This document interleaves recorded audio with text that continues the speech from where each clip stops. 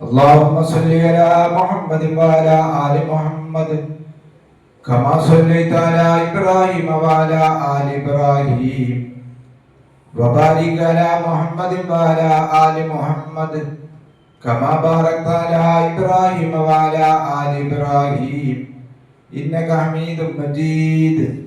أما بعد فإن خير الحديث كتاب الله وخير سنن محمد صلى الله عليه وسلم وشر الأمور محدثاتها وكل محدثة بدعة وكل بدعة ضلالة وكل ضلالة في النار. أيها الناس اتقوا الله حق تقاته ولا تموتن إلا وأنتم مسلمون. أعوذ بالله من الشيطان الرجيم. بسم الله الرحمن الرحيم. قل من حرم زينة الله التي أخرج لعباده والطيبات من الرزق قل هي للذين آمنوا في الحياة الدنيا خالصة يوم القيامة كذلك نفصل الآيات لقوم يعلمون.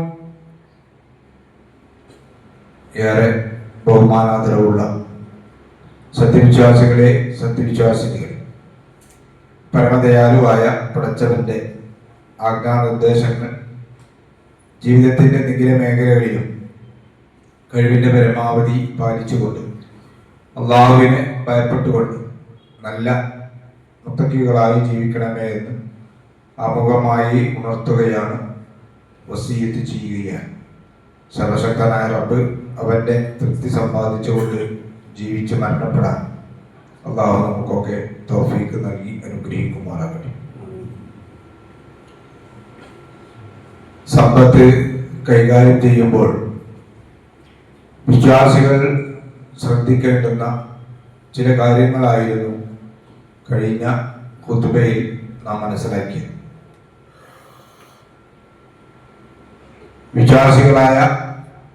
വിശ്വാസിനികളായ സഹോദരീ സഹോദരന്മാർ ഏതെല്ലാം രൂപങ്ങളിലൂടെ സമ്പത്ത് സ്വരൂപിക്കാമെന്നും ഏതെല്ലാം മാർഗങ്ങളിലൂടെയാണ് സമ്പത്തിൽ ഹറാമായ മാർഗങ്ങൾ വരിക എന്നുള്ളതും കഴിഞ്ഞ ഖുതുബയിൽ നിന്ന് നമ്മൾ മനസ്സിലാക്കിയിട്ടുണ്ടായി. ഇസ്ലാമിലെ ഏത് കാര്യവും പരിശോധിക്കുമ്പോൾ നമുക്ക് മനസ്സിലാക്കാൻ സാധിക്കുന്ന ഒരു സംഗതി, എന്തിനും ഒരു മിതത്വത്തിന്റെ ഒരു ശൈലിയാണ് ഇസ്ലാം സ്വീകരിച്ചിരിക്കുന്നത്. ഒരു മനുഷ്യൻ കൈകാര്യം ചെയ്യേണ്ടുന്ന ഏതെല്ലാം കാര്യങ്ങളുണ്ടോ അവന്റെ നടപടിക്രമങ്ങളിലെല്ലാം ഒരു മധ്യമ നിലപാടാണ് ഇസ്ലാം എല്ലാ കാര്യങ്ങളും സ്വീകരിക്കുന്നത്. അത് ജീവിതത്തിന്റെ എല്ലാ മേഖലകളിലും ഇസ്ലാം മിതത്വത്തിനാണ് പ്രാധാന്യം കൽപ്പിക്കുന്നത്. തീരെ ഉണ്ടാകാതെക്കാനും പാടില്ല, എന്നാൽ ഓവറാകാനും പാടില്ല. ഏത് കാര്യവും അങ്ങനെ തന്നെയാണ്. ഇപ്പൊ നമുക്കറിയാം, നല്ല ചൂടുകാലമാണ്, അതിശക്തമായ ചൂടാണ് നമ്മുടെ സംസ്ഥാനത്ത് കണ്ടുകൊണ്ടിരിക്കുന്നത്. അതുകൊണ്ട് തന്നെ പലരുടെയും കിണറിലെ വെള്ളം വറ്റിക്കൊണ്ടിരിക്കുകയാണ്. ചൂടസഹ്യമായ ഒരു രൂപത്തിലേക്ക് പോവുകയാണ്.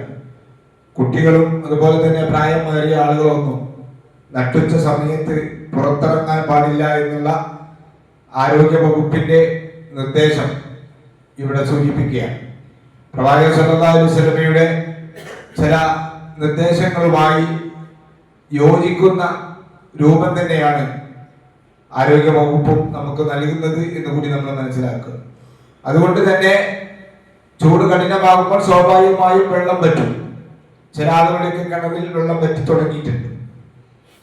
ഇത് രൂക്ഷമാവുകയാണെങ്കിൽ പലപ്പോഴും നമ്മുടെയൊക്കെ കിണറുകളെയും ഇത് ബാധിച്ചേക്കാം. ഇവിടെയും ഇസ്ലാം ഒരു വെള്ളം ഉപയോഗിക്കുന്നിടത്ത് പോലും ഇസ്ലാം വളരെ കണിശമായി പ്രവാചകൻ സല്ലല്ലാഹു അലൈഹി വസല്ലം ഹദീസിൽ കാണാൻ സാധിക്കും.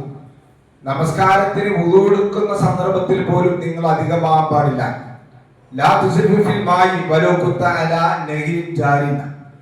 ഒഴുകുന്ന ഒരു നദിയിൽ വെച്ചാണ് നിങ്ങൾ വെള്ളം വുളു എടുക്കുന്നതെങ്കിൽ പോലും അവിടെ നിങ്ങൾ അമിതം ചെയ്യാൻ പാടില്ല. ഇപ്പൊ സാഹിബുകൾ ചോദിച്ചു, അല്ല നബിയെ വുദൂവിലും ഇസ്രാഫ് ഉണ്ടോ, വുദൂ എടുക്കുന്നതിൽ ഇസ്രാഫ് ഉണ്ടോ? നബി സല്ലല്ലാഹു അലൈഹി വസല്ലം ഉണ്ട് എന്നാ പറഞ്ഞത്. എന്ന് പറഞ്ഞാൽ നമുക്ക് ആവശ്യമുള്ള ഒരു സംഗതിയെ നമ്മൾ എടുക്കാൻ പാടുള്ളൂ. കുറെ ഉണ്ടല്ലോ എന്ന് വിചാരിച്ച് ഒരു സംഗതി നമ്മൾ എടുക്കാൻ പാടില്ല. നമ്മൾ കൃത്യമായി മനസ്സിലാക്കാം. നമ്മുടെ മുമ്പിൽ ഒരുപാട് കാര്യങ്ങളുണ്ട്, ഒരുപാട് വസ്തുക്കളുണ്ട് എന്നതുകൊണ്ട് നമുക്ക് എടുക്കാൻ ഇസ്ലാം അനുവാദം നൽകുന്നില്ല. നമുക്ക് ആവശ്യമുള്ളതേ എടുക്കാൻ പാടുള്ളൂ. അത് വുദൂഇന്റെ രംഗത്ത് പോലും പ്രവാചകൻ സല്ലല്ലാഹു അലൈഹി വസല്ലമ നമുക്ക് നിർദ്ദേശിച്ചതായി കാണാൻ സാധിക്കും. മാത്രമല്ല, സമ്പത്ത് ചെലവഴിക്കുന്ന രംഗം വിശുദ്ധ ഖുർആൻ സൂറത്ത് ഫുർഖാനിൽ ഇബാദുർ റഹ്മാന്റെ ലക്ഷണമായ കുറെ കാര്യങ്ങൾ പറയുന്നുണ്ട്. നല്ല അള്ളാഹുവിന്റെ ദാസന്മാർ എങ്ങനെയായിരിക്കും, അതിനെക്കുറിച്ച് ഖുർആൻ പറയുന്നിടത്ത് ഖുർആൻ സൂചിപ്പിക്കുന്ന ഒരു സംഗതി, ഒരു ആയത്ത്, വല്ലദീന ഇദാ അൻഫഖു ലം യുസ്രിഫു വലം യഖ്തുറു വകാന ബൈന ദാലിക ഖവാമ. ഇതാണ് വിശ്വാസികളുടെ ഒരു സ്വഭാവമായി ഉണ്ടാകേണ്ടത്. എന്താണ്? അവർ ധനം ചെലവഴിക്കുകയാണെങ്കിൽ അവര് ധൂർത്ത് കാണിക്കുകയില്ല. അതുപോലെ തന്നെ വലം യഖ്തുറു, എന്നാൽ അവരത് പിശുക്കും കാണിക്കൂല. വകാന ബൈന ദാലിക ഖവാമ, അതിന്റെ ഇടയിൽ ഒരു മധ്യമ നിലപാടായിരിക്കും അല്ലാഹു പറഞ്ഞിരിക്കുന്നത്, സ്വീകരിക്കേണ്ടതെന്ന്. അപ്പൊ നൽകേണ്ടുന്ന സന്ദർഭങ്ങളിൽ തീരെ നൽകാതിരിക്കുക എന്നുള്ളതോ, അല്ലെങ്കിൽ പിശുക്ക് കാണിക്കുക എന്നതോ, അല്ലെങ്കിൽ ധാരാളമായി കൊണ്ട് ഇസ്രാഫ് കാണിക്കുക എന്നുള്ളതോ ഒരു വിശ്വാസിക്ക് യോജിച്ചതല്ല. അതിപ്പോ സ്വന്തം കാര്യത്തിനാണെങ്കിൽ പോലും മനസ്സിലാക്കുന്ന സംഗതിയാണ്. സ്വന്തം കാര്യത്തിന് ധനം ചെലവഴിക്കേണ്ടുന്ന സന്ദർഭങ്ങൾ ഉണ്ടാകും. നമ്മുടെ കുടുംബത്തിന് വേണ്ടി, വീട്ടാവശ്യങ്ങൾക്ക്, വീട്ടിന് വേണ്ടി നമ്മൾ ചെലവഴിക്കേണ്ട ആവശ്യങ്ങൾ ഉണ്ടാവും. മറ്റുള്ളവർക്ക് നമ്മൾ കൊടുക്കേണ്ടുന്ന സാഹചര്യങ്ങൾ ഉണ്ടാവും. അവിടെയൊക്കെ ഒരു വിശ്വാസി പാലിക്കേണ്ട മര്യാദ, അതൊരു മിതത്വമായ ശൈലിയായിരിക്കണം വിശ്വാസിക്ക് ഉണ്ടായിരിക്കേണ്ടത് എന്നാണ് ഖുർആൻ നമുക്കിവിടെ പഠിപ്പിച്ചു തരുന്നത്. ഇത് മറ്റൊരായത്തിൽ അല്ലാഹു തആല സൂചിപ്പിച്ചു. സൂറത്ത് ഇസ്രായേലിലെ 29-ാമത്തെ വചനത്തിൽ അല്ലാഹു സൂചിപ്പിക്കുന്നത്, വലാ തജ്അൽ യദക മഗ്ലൂലതൻ ഇലാ ഉക്കിക, നിന്റെ കൈ നീ എന്ത് ചെയ്ത് പിരടിയിലേക്ക് കെട്ടിയിടരുത്. വലാ തബ്സുതുഹാ കുല്ലൽ ബസ്ത്, എന്നാൽ നിന്റെ കൈ നീ മുഴുവനായി നീട്ടിക്കൊടുക്കുകയും ചെയ്യരുത്.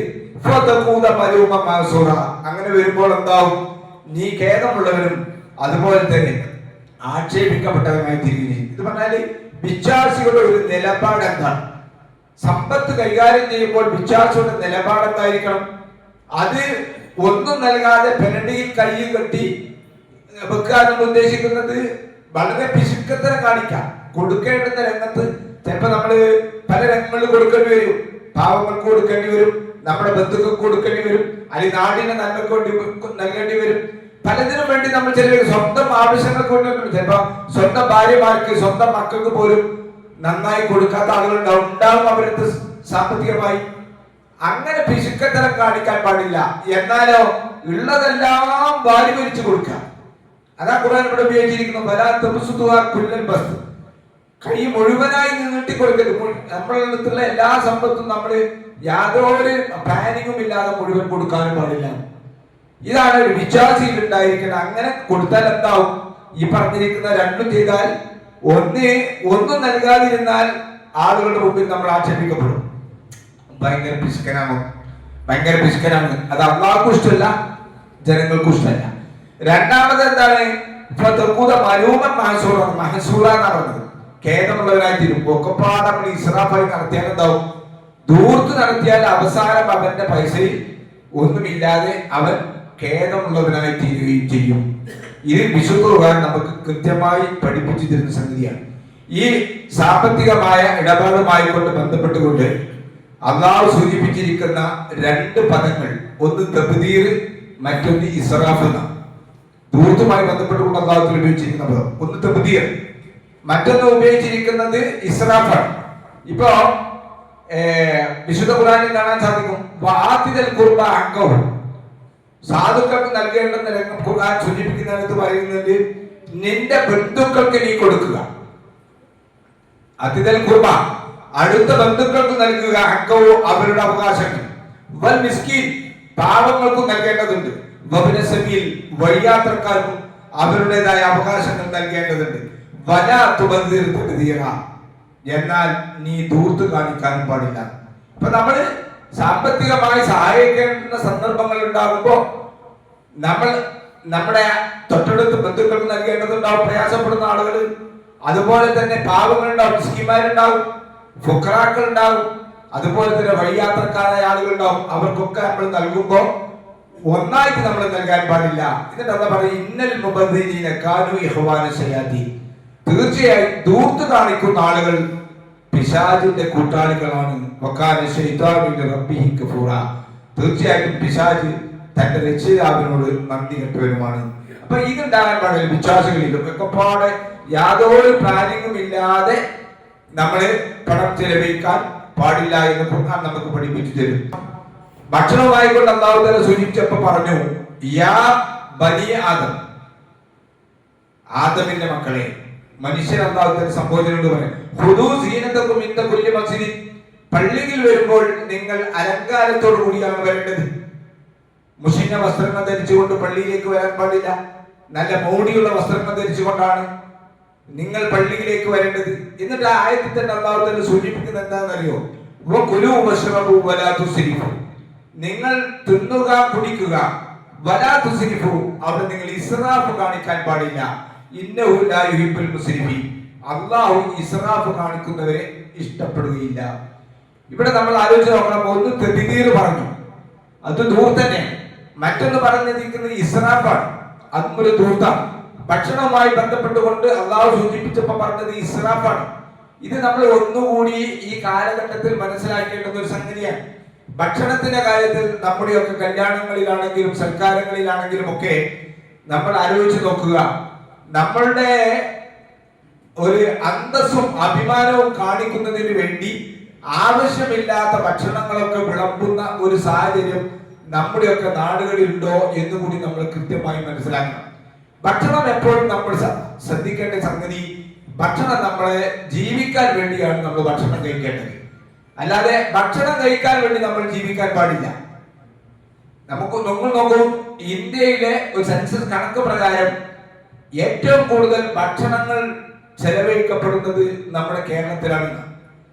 അതുപോലെ തന്നെ മറ്റൊരു കണക്ക് പറയുന്നത് ഏറ്റവും കൂടുതൽ മരുന്നുകൾ വിൽക്കപ്പെടുന്നതും നമ്മുടെ കേരളത്തിലാണ്. എന്നതിന് കാരണം ഇത് രണ്ടും പരസ്പരം ബന്ധമുണ്ട്. ഏറ്റവും കൂടുതൽ ഭക്ഷണം വിറ്റഴിക്കപ്പെടുന്നത് നമ്മുടെ സംസ്ഥാനത്താണ്, ഏറ്റവും കൂടുതൽ മരുന്നുകൾ വിറ്റഴിക്കപ്പെടുന്നതും നമ്മുടെ നാട്ടിലാണ്. ഇത് നമ്മൾ ശരിക്കും ശ്രദ്ധിക്കേണ്ട സംഗതിയാണ്. ഭക്ഷണത്തിന് ലക്കും ലകാരമില്ലാതെ നമ്മൾ ഭക്ഷണം കഴിക്കുമ്പോൾ, പ്രത്യേകിച്ചും നമ്മുടെ മലബാർ ഏരിയ ആലോചിച്ച് നോക്കണം. നമുക്കറിയാം, നമ്മുടെ ജില്ലയിലെ ഒരു പ്രദേശം, നമ്മുടെ ഏറ്റവും കൂടുതൽ ആശുപത്രികളുള്ള ഒരു പ്രദേശം നമ്മുടെ മലപ്പുറം ജില്ലയിലാണ്. എന്താ ഇതിന് കാരണം? നമ്മുടെ ഈ ആധുനിക കാലഘട്ടങ്ങളിലുള്ള ഫാസ്റ്റ് ഫുഡുകൾ ഇതിന്റെ ഒരു പ്രധാനപ്പെട്ട കാരണമാണ് ഇന്ന് അവിതർക്കിതമായ ഒരു സംഗതിയാണ്. ഡയാലിസിസ് സെന്ററുകൾ നമ്മുടെ നാടുകളിൽ ഇന്നിങ്ങനെ എത്ര ഉണ്ടായാലും തികയുന്നില്ല. അത്രയും ഡയാലിസിസ് രോഗികൾ വർദ്ധിച്ചുകൊണ്ടിരിക്കുകയാണ്. എന്താ ഒരു കാരണം? പല കാരണങ്ങൾ ഉണ്ടാകും. നമ്മുടെ ഭക്ഷണശീലങ്ങളിലുള്ള ഈ അമിതവ്യയം നമ്മൾ ശ്രദ്ധിക്കേണ്ടതുണ്ട്. അവിടെ നമ്മൾ ആലോചിക്കേണ്ട ഒരു സംഗതി, നമ്മളൊരു സൽക്കാരം നടത്തുകയാണെങ്കിൽ, അല്ലെങ്കിൽ നമ്മൾ സൽക്കാരത്തിന് പോവുകയാണെങ്കിൽ, കല്യാണത്തിന് പോവുകയാണെങ്കിൽ ധാരാളം ഭക്ഷണങ്ങൾ അവിടെ ഉണ്ട് എങ്കിലും ശ്രദ്ധിച്ചോളി, നമ്മുടെ മുമ്പിൽ ഒരുപാട് ഭക്ഷണങ്ങൾ കൊണ്ടുവന്നിട്ടുണ്ട് എങ്കിൽ പോലും നമ്മൾ കഴിക്കേണ്ടത് ഖുർആൻ പറഞ്ഞതുപോലെ കുലൂ വശ്റബൂ വലാ തുസ്രിഫൂ, അവരുടെക്കോട്ടെ നമ്മൾ കഴിക്കേണ്ട. അത് ഞാൻ പറഞ്ഞത്, നമ്മൾ വുദുവെടുക്കുന്ന ഹൗദിൽ കുറെ വെള്ളമുണ്ട് എങ്കിലും അത് ആവശ്യമില്ലാതെ നമ്മുടെ കാലിലേക്ക് ഒഴിക്കാൻ പാടില്ല. അത് നമ്മൾ ശ്രദ്ധിക്കുന്നത് പോലെ ഭക്ഷണം നമ്മുടെ മുമ്പിൽ ധാരാളമായിട്ടുണ്ട്, പല ഇനങ്ങളുണ്ട്. പക്ഷേ നമ്മളുടെ വയറിനനുസരിച്ച് നമ്മൾ കഴിക്കാൻ പാടുള്ളൂ. ഇത് നമ്മൾ ആലോചിക്കേണ്ടുന്ന സംഗതിയാണ്. വിശുദ്ധ ഖുർആൻ കൃത്യമായി നമുക്ക് പഠിപ്പിച്ചു തരുന്ന ഒരു സംഗതിയായി. നമ്മൾ പറയുമ്പോൾ വിചാരിക്കും ഈ ദൂർത്ത് എന്ന് പറഞ്ഞാൽ ഭക്ഷണത്തിന്റെ കാര്യത്തിൽ മാത്രമാണോ? അല്ല, ഏത് കാര്യത്തിന്റെ കാര്യത്തിലാണെങ്കിലും വിശ്വാസികൾക്ക് ഞാൻ പറഞ്ഞില്ലേ, ഖുർആൻ സൂചിപ്പിച്ച പോലെ വകാന ബൈന ദാലിക ഖവാമ, അതിന്റെ രണ്ടിന്റെയും ഇടയിലുള്ള ഒരു മധ്യമ നിലപാടാണ് മുസ്ലിങ്ങൾക്ക് വേണ്ടത്, മുഅ്മിനീങ്ങൾക്ക് വേണ്ടത്.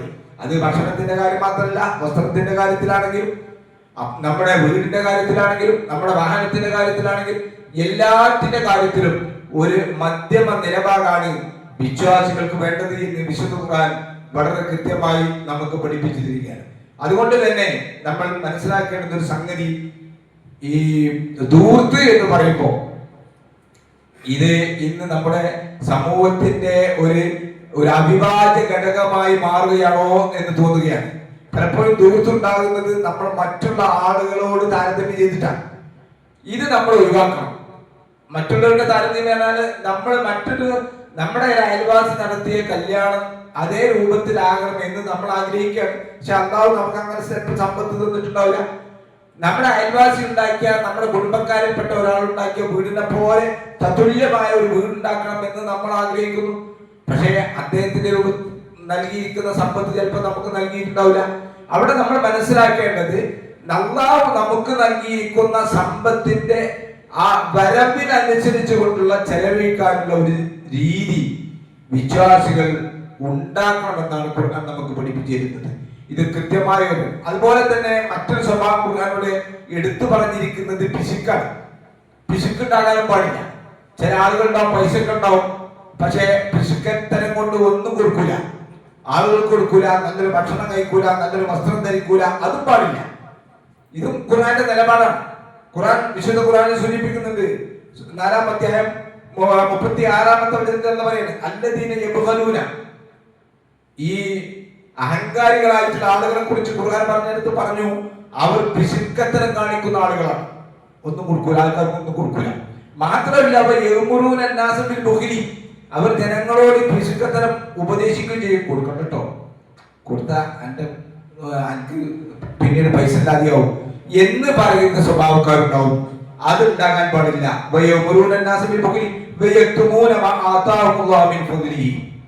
അല്ലാഹു അവർക്ക് നൽകിയിരിക്കുന്ന ഔദാര്യങ്ങൾ അവർ മറച്ചു വെക്കുകയും ചെയ്യും. അല്ലാഹു നമുക്ക് അനുഗ്രഹം നൽകിയിട്ടുണ്ടെങ്കിൽ, പൈസ നൽകിയിട്ടുണ്ടെങ്കിൽ, സമ്പത്ത് നൽകിയിട്ടുണ്ടെങ്കിൽ, ആ സമ്പത്തിന്റെ അവകാശികൾ നമ്മൾ മാത്രമല്ല. അത് നമ്മൾ കൃത്യമായി മനസ്സിലാക്കുക. അല്ലാഹു നമ്മളടുത്ത് നൽകിയെന്ന് മാത്രമേ ഉള്ളൂ. ഖുർആന്റെ പദപ്രയോഗങ്ങൾ പരിശോധിച്ചാൽ നമുക്ക് മനസ്സിലാക്കാൻ സാധിക്കുന്നത്, ചില സ്ഥലങ്ങളിൽ അല്ലാഹു തആല പറഞ്ഞത് വമിമ്മാ റസഖനാഹും, നാം അവർക്ക് നൽകിയ. ഇപ്പൊ പടച്ചോൻ നൽകിയതാണ് നമ്മുടെ കയ്യിലുള്ള എല്ലാ സമ്പത്തും, നമ്മുടെ പേരും പ്രശസ്തിയും നമ്മുടെ എല്ലാ സൗകര്യവും പടച്ചോൻ നൽകിയതാണ്. അപ്പൊ ആ നൽകിയിരിക്കുന്ന ആ സമ്പത്ത് പടച്ചവന് തൃപ്തികരമായ രൂപത്തിൽ നൽകേണ്ടവർക്ക് നൽകേണ്ട സമയങ്ങളിൽ നമ്മൾ നൽകണം.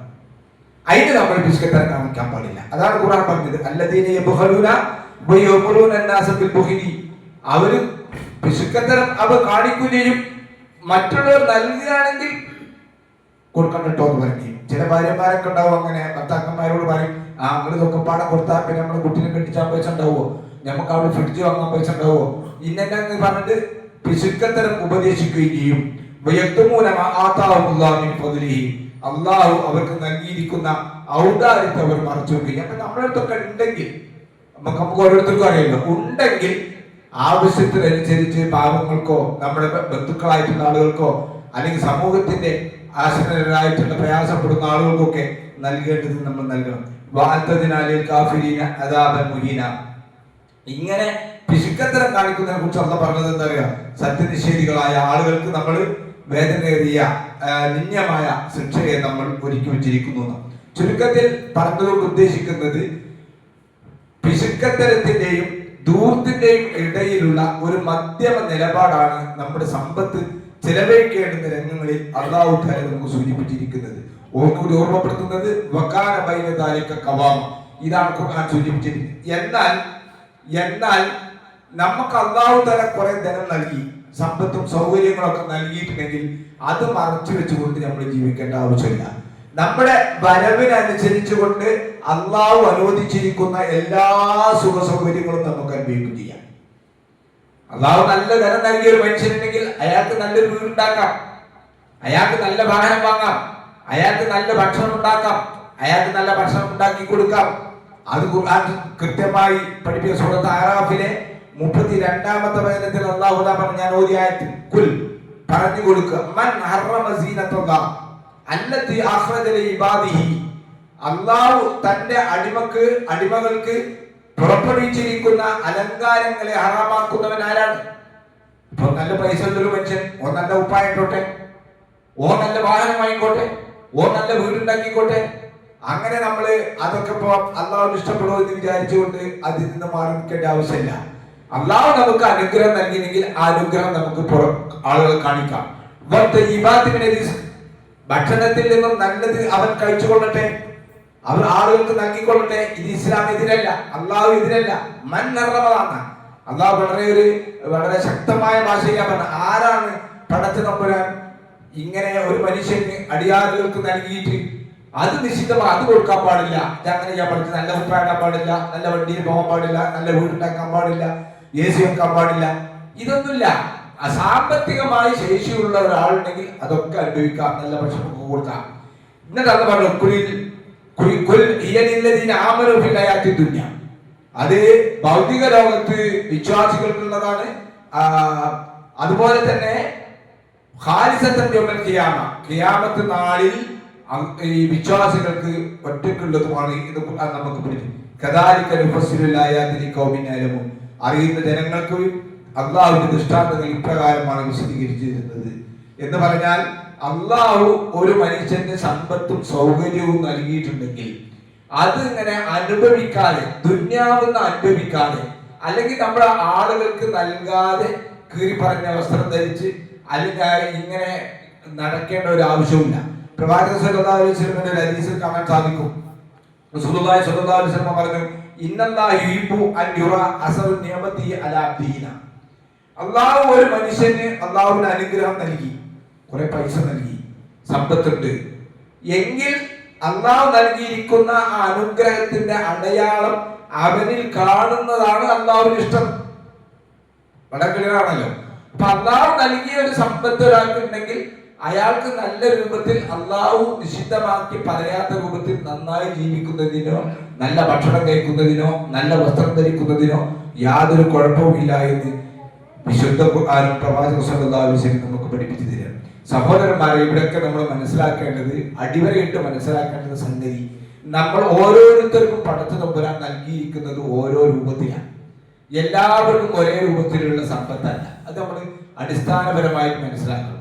അപ്പൊ സമ്പന്നന്മാരായിട്ടുള്ള ആളുകൾ അവർ ജീവിക്കുന്നത് പോലെ എനിക്കും ജീവിക്കണം എന്ന് അത്ര സമ്പത്തില്ലാത്ത ഒരു മനുഷ്യൻ ആഗ്രഹിക്കുമ്പോൾ സ്വാഭാവികമായും അയാൾ കടക്കടിയിൽപ്പെടും. അത് പാടില്ല. ഇത് നമ്മൾ മനസ്സിലാക്കുന്നത്, അള്ളാഹു നമുക്ക് നൽകിയിരിക്കുന്ന അനുഗ്രഹത്തിനനുസരിച്ച് കൊണ്ട് ജീവിക്കാൻ നമ്മൾ ശ്രമിക്കുക. അള്ളാഹു നമ്മൾ അനുഗ്രഹിക്കുമാറാണ്.